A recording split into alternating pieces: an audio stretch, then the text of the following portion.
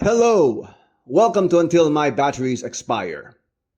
Philippine Pro Wrestling in 2024 was defined by 4 championships. Fast forward to April 2025 and only 2 of those titles remain active under the jurisdiction of Philippine Professional Wrestling. Championship opportunities were already scarce for Philippine Professional Wrestling back when there were free championships to fight for. The obvious solution is to create another championship, and depending on which Philippine wrestling company you're looking at, the roster would be large enough to justify the creation of a new title. There are factors to consider though with regards to creating a new championship in Philippine Pro Wrestling. This is something which the leaders of this young industry have addressed and will continue to assess and reassess as their industry continues to grow and evolve. Production cost is a major factor. Each championship belt is made by hand using high quality materials such as metal and plating, and because each championship belt is one of a kind, the production cost will definitely be very expensive. Another major factor is who will be fighting for this new championship belt.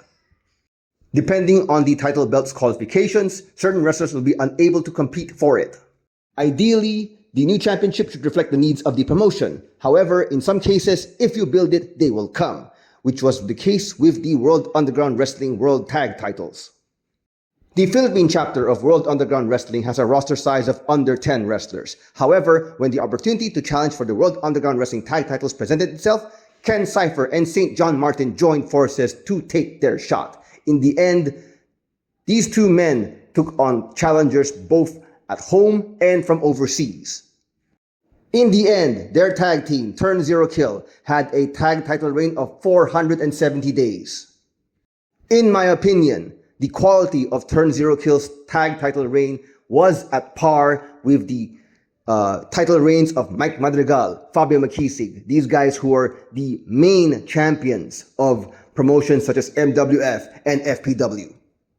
Championships are a major reason why people become pro wrestlers. It is tangible recognition that they are the best. Regarding the monetary investment needed to create a high quality championship belt, this is my suggestion as a fan. Why not do a sponsorship drive for that? Sponsorships are an established business practice. Wrestling organizations regularly feature sponsors' logos on the wrestling ring. They present their shows as sponsored by so-and-so. It just makes sense to seek sponsors to fund the creation of a wrestling championship.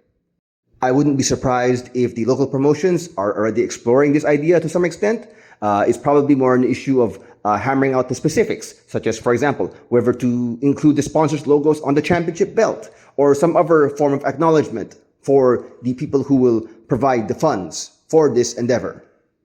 The revival of Philippine Pro Wrestling post-pandemic was helped greatly by the presence of foreign championships, such as the Setup Thailand 24/7 and the Malaysia Pro Wrestling WrestleCon titles. Philippine Pro Wrestling in 2025 is ripe for the introduction of more championships. The question is whether it will happen later this year.